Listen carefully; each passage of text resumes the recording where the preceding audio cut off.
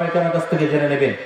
আমার বলার উদ্দেশ্য হলো আল্লাহকে তারা চিনত, কিন্তু যখনই আল্লাহ রাব্বুল আলামিন বললেন কুলিদুল্লাহ আবিদুর রহমান আইয়াম্মা তাদউ ফালাহুল আসমাউল হুসনা, তোমরা আল্লাহকে আল্লাহ নামে ডাকো আর রহমান নামে ডাকো না কেন? তাকে যেই নামেই ডাকবা আল্লাহ সেই নামেই ডাক দিবেন, জবাব দিবেন। কাফেররা বলল আমরা আল্লাহকে তো চিনি কিন্তু রহমানকে তো চিনি না। আল্লাহ রাব্বুল আলামিন তার রহমানের পরিচয় দেওয়ার জন্য, রহমান কাকে বলে, রহমান কি জিনিস, এই রহমান কি জিনিস, এই জিনিসটার পরিচয় দেওয়ার জন্য আল্লাহ সূরা রহমান নাযিল করলেন।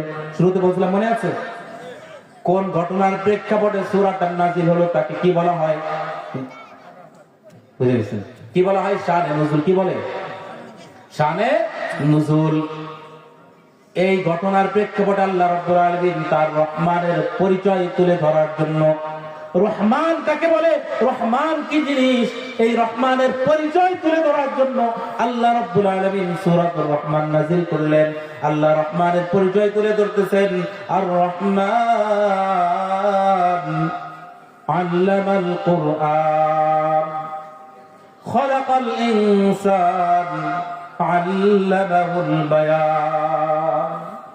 আল্লাহ বলতেছে হে রাসূল আপনি তাদেরকে জানান দিন, আর রহমান, রহমান হলেন যিনি আল্লামাল কোরআন, কোরআন শিখায়েছেন যিনি। আর রহমান, রহমান হলেন তিনি কোরআন শিখায়েছেন যিনি। খালাকাল ইনসান, রহমান হলেন তিনি মানুষ সৃষ্টি করেছেন যিনি। আল্লামাহুল বায়ান, রহমান হলেন তিনি বয়ান শিখায়েছেন যিনি। এই যে আমরা কথা বলতেছি, আমার মনের ভাবটা প্রকাশ করতেছি, এটাই বয়ান। বলে এই বয়ানটা শিক্ষা দিয়েছেন কে? কে দিয়েছেন? জোরে বলি কে দিয়েছেন? আল্লাহ। আল্লাহ রাব্বুল আলামিন তার রহমানের পরিচয় তুলে ধরতেছেন যে রহমান হলেন তিনি কোরআন শিখায়েছেন যিনি। রহমান হলেন তিনি মানুষ সৃষ্টি করেছেন যিনি। রহমান হলেন তিনি বয়ান শিখায়েছেন যিনি। এরকম ভাবে আরো সামনে অনেক আয়াতের মাধ্যমে আল্লাহ শিখায়েছেন। এক এক করে বলতে গেলে তো অনেক রাত কেটে যাবে, তাও শেষ হবে না। কিন্তু সারা রাত বলার সুযোগও নাই, ঘুমাইতে হবে, আবার গিয়ে ফজরও পড়তে হবে। আল্লাহ রাব্বুল আলামিন রহমানের পরিচয় তুলে ধরলেন। রহমান হলেন তিনি কোরআন শিখায়েছেন যিনি। আপনাদের কাছে জিজ্ঞাসা করি, একজন মানুষ যখন মায়ের গর্ভ থেকে দুনিয়ার মধ্যে আসে তখন কি কোরআন পড়তে পড়তে আসে কিনা? জবাব দিবেন। একজন মানুষ যখন দুনিয়ার মধ্যে জন্মগ্রহণ করে, একটা বাচ্চা যখন দুনিয়ার মধ্যে আসে, আস্তে আস্তে সে দুধ খায়, তারপর আবার কি খাবার খায়, আস্তে আস্তে বড় হয়, একটা পর্যায়ে কথা শিখে, তারপর আস্তে আস্তে আমরা মাদ্রাসা দেই, সেই মাদ্রাসায় কি করে?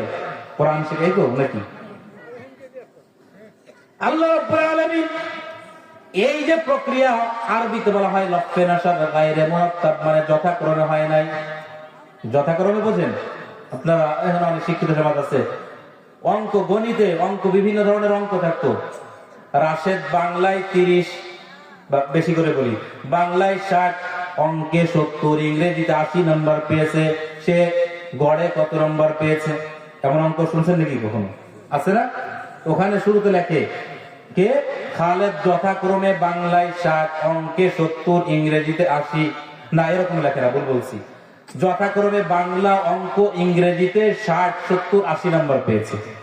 যথাক্রমে যখন থাকে তখন শব্দটা হয় এমন যে জায়েদ যথাক্রমে বাংলা, অঙ্ক, ইংরেজিতে 60, 70, 80 নম্বর পেয়েছে। তাহলে এই যথাক্রমে শব্দটা কি বোঝায়? যে বাংলায় পেয়েছে কত?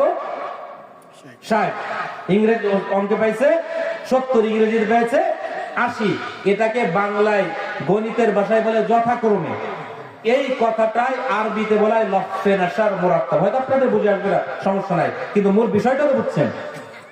যে আকারে বর্ণনা, বিবরণটা সেরকম হলে তাকে বলে লফে নাশার মুরাত্তাব, আর এর বিপরীত যদি হয় তাকে বলে গায়রে মুরাত্তাব।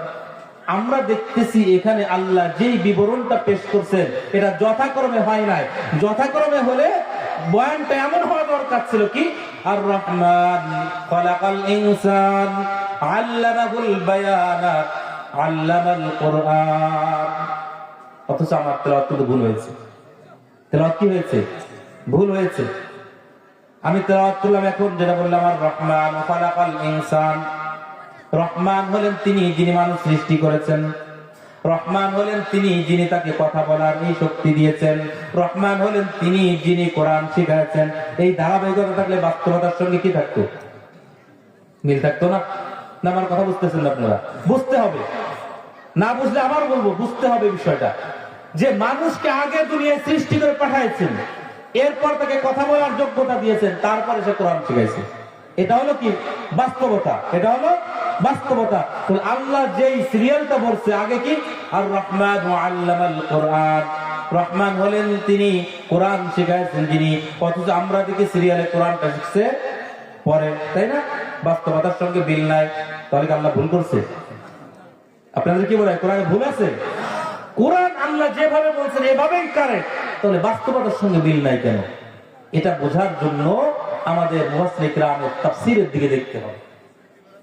ওইটাই আমার মূল কথার মূল শিক্ষা, এটাই আমার মূল শিক্ষা। মুফাসসির কিরামের অনেক ব্যাখ্যা দিয়েছেন আল্লাহ রাব্বুল আলামিন কেন সূরা রহমানের মধ্যে এই ধারাবাহিকতা কেন বর্ণনা করলেন।